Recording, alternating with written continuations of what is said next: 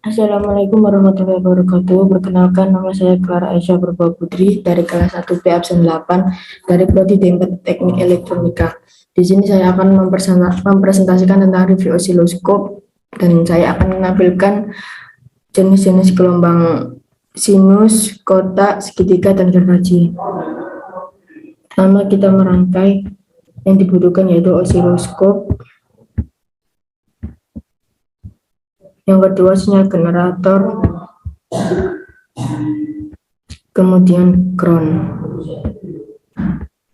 Pada kutub positif sinyal generator dihubungkan ke channel A pada osiloskop dan kutub negatifnya dihubungkan ke ground. Kemudian di run. Pada percobaan pertama menggunakan frekuensi 50 Hz dan 6 Vbp.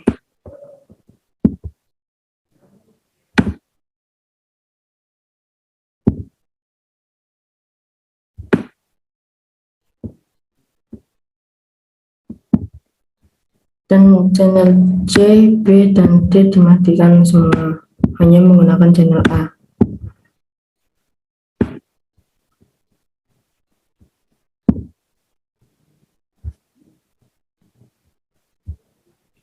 Kemudian temper diff-nya diubah ke 5 dan volt per diff-nya ke 1. Berikut tampilan gelombang sinus menggunakan frekuensi 50 Hz dan Vbp 6 Vbp. Dan ini tampilan bentuk gelombang segitiga, dan yang ini gergaji, dan yang terakhir kotak. Berikut perhitungannya.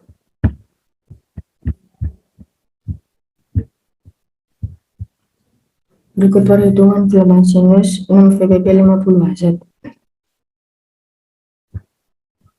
Vbp-nya, rumus dari Vbp di vertikal dikali volt per diff 6 kali 1 sama dengan 6 Vbp. Rumus Vbp kali 0,5, 6 kali 0,5 sama dengan 3 Vb. VRMS-nya Vb kali 0,707, 3 kali 0,707 sama dengan 2,121 volt. Kemudian VAVG-nya Vb kali 0,636, 3 kali 0,636 sama dengan 1,908. Berikut tampilan gelombang kotak. Rumusnya sama seperti sinus, cuman beda di VRMS sama VAVG. Jika kotak VRMS-nya dikali 1 dan VAVG-nya dikali 1, tapi tidak usah dicantumkan, tidak apa-apa. Dan yang ketiga, gelombang segitiga. VRMS-nya, jika gelombang segitiga menggunakan VRMS-nya dikali 0,577 dan VAVG-nya 0,5. Gelombang gergaji rumusnya sama dengan gelombang segitiga. Dan pada percobaan yang kedua menggunakan 100 Hz dan 12 Vbp.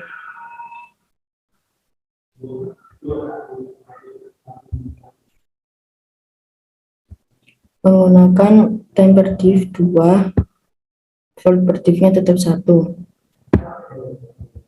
Berikut tampilan gelombang sinus menggunakan frekuensi 100 Hz dan Vbp 12 Vbp. Ini gelombang segitiga, gergaji, dan yang terakhir kotak. Berikut perhitungan gelombang sinus 12 Vbp dan 100 Hz. Vbp di vertikal kali volt per diff 12 kali 1 sama dengan 12 Vbp. Vb sama dengan Vbp kali 0,5, 12 kali 0,5 sama dengan 6 Vb, dan VRMS-nya Vb kali 0,707, 6 kali 0,707 sama dengan 4,242 volt. VAVG-nya Vb kali 0,636, 6 kali 0,636 sama dengan 3,816. Kemudian yang kedua, gelombang kotak. Rumusnya sama, cuma VRMS-nya dan VAVG-nya dikali 1. Dan segitiga, rumusnya sama, tapi VRMS-nya dikali 0,577 dan VAVB-nya dikali 0,5. Dan gelombang gergaji rumusnya sama dengan segitiga. Kemudian kita analisa.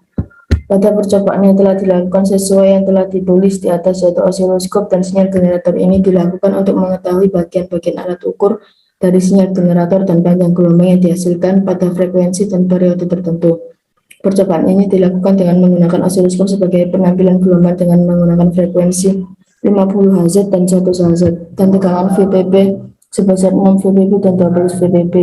Berdasarkan pengamatan pada percobaan dalam Proteus, di mana panjang gelombang yang dihasilkan 6 VPP 50 Hz dan 12 VPP 1 Hz.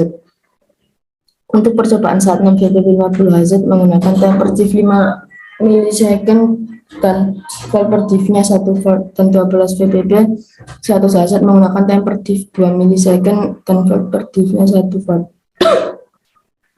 Dan dari percobaan di atas didapat jika semakin besar frekuensi maka semakin rapat dan semakin besar gelombang yang dihasilkan. Hal tersebut dikarenakan frekuensi didefinisikan sebagai banyaknya jumlah getaran dalam satu detik. Sedangkan panjang gelombang adalah sebuah jarak antara satuan berulang dari sebuah pola gelombang. Kemudian kesimpulannya, berdasarkan percobaan yang telah dilakukan dan dituliskan di atas dapat disimpulkan sebagai berikut. Yang pertama, dalam melakukan pengukuran dengan menggunakan osiloskop dan generator fungsi, sebelum itu dikalibrasi terlebih dahulu yang dengan cara memeriksa jaringan listrik tempat akan dilakukan percobaan.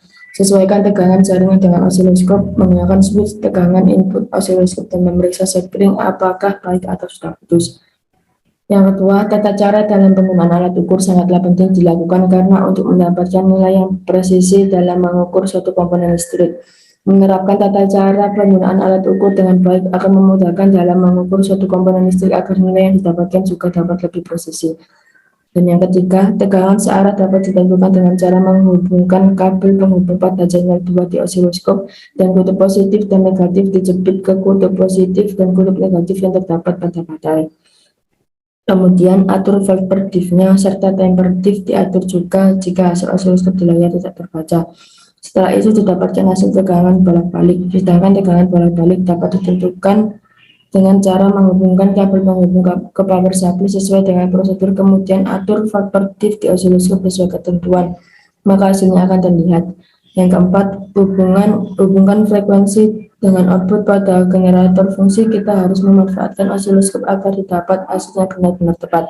Hal ini dikarenakan pada generator fungsi tidak dapat menampilkan frekuensi yang diinginkan dengan tepat, sehingga meskipun pada generator fungsi ada tombol bentuk gelombang untuk menampilkannya digunakan di osiloskop sebagai perantara. Dan yang terakhir, frekuensi tegangan AC dapat ditentukan dengan cara menghubungkan dengan power supply dengan tegangan output power supply.